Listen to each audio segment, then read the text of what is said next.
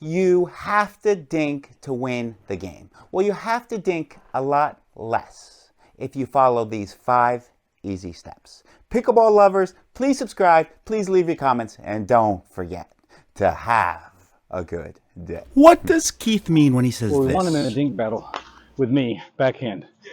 That's where we want to get. I just haven't been able to get a short enough shot to get us up in there. This is exactly what he means by this next point. Yep, he's having trouble getting to the kitchen because Mark Napotovich is keeping him back with that 4th shot by being super aggressive. That's exactly what he's saying. Andrew left his 3rd shot a little too high, and it put Keith in a tough position.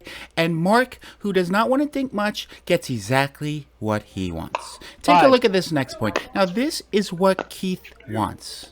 A beautiful 3rd shot drop. It gets him into the dinking war. And Mark, who's in the near left-hand corner, does not want to dink. He wants to speed it up because he wants to win the point by not dinking much at all. He has made his game around attacking by keeping people deep, by being aggressive. And that's what this video today I'm doing is about. How do you win a tournament? By dinking the bat essential. Mark Napotovich, like I said, plays senior pro really freaking good, and he's not the best dinker. He isn't. I'm sorry, Mark, you're not.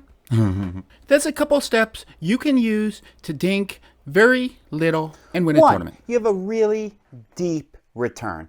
I prefer slice. Slice returns really bite, they change direction, and they're tougher for your opponents to drop or drive. Trust me. Take a look at Mark's return.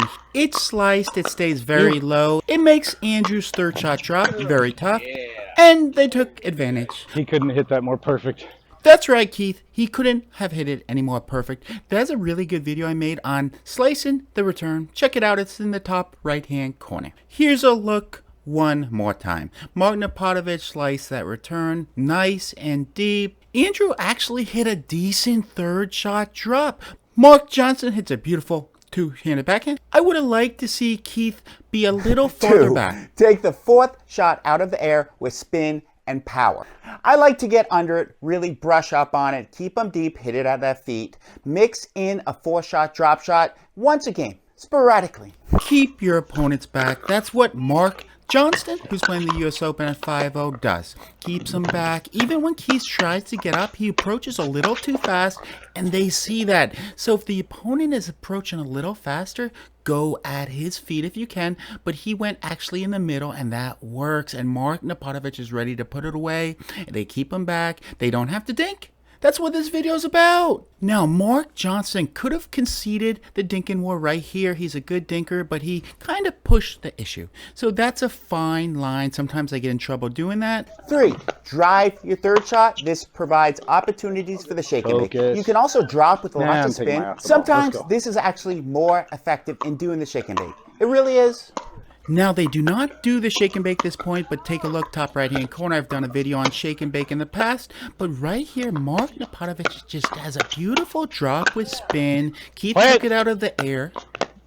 And why did he take it out of the air? No, and then that one I missed! Keith, no yelling. I'm trying to commentate. So Mark hits it with a lot of spin, and Keith does not let that bounce. Why? Because that spin really stays low. Keith does the right thing, takes it out of the air, but Mark gets to the kitchen. He approaches slowly, but he's constantly looking to attack, and that's exactly what he does. One more time, Mark slices under that. He's not going too fast. It's a constant motion. If you accelerate too fast, you can get a lot of things that can go wrong.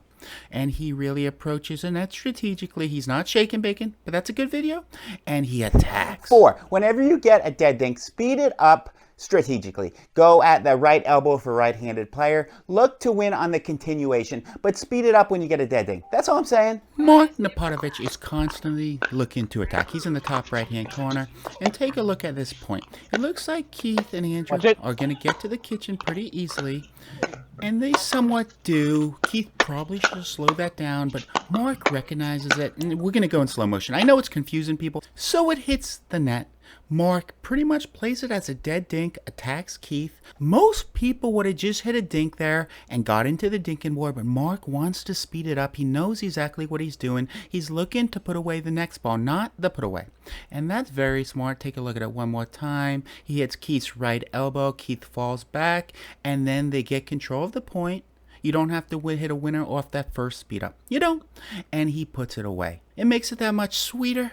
5. I like to call this the wild card. If you have a really good push dinks really stay lower. They bite through the court. People might stop going to you in a tournament and they'll go to your partner. This happens to me in a tournament a lot. My partner gets targeted because I have some good push dinks. I set it up with good speed ups and they get afraid to go to me. Then they go to my partner, which is a better dinker. I try to get good dinking partners. It's my secret. I just give away all my secrets on these tutorials because I love pickleball. Pickleball has given so much to me, and I give back. Mark Johnston is in their near left-hand corner. He's playing the U.S. Open and a lot of events. And we're going to go in slow motion. But what happened this point? Mark Johnston hits a beautiful push dink and keeps Keith on the defensive. One more, I believe. He hits one more push dink right here. It's so good. And Keith decides to change direction because he does not want to get in a dinking war with Mark Johnston, who is one of the most vicious senior dinkers of the type. And here it is one more time. Basically, Mark Johnston is getting Keith to change directions because Keith does not want to get into a crazy dinking war with Mark Johnston. Now, Keith changes direction and Mark attacks. So this is actually a really good team. They both play senior pro. I don't know if they've ever played together, Pickleball lovers, do you agree with me? Some people could dink a lot less and win tournaments. Please leave your comments, please subscribe, and don't forget to have a good day.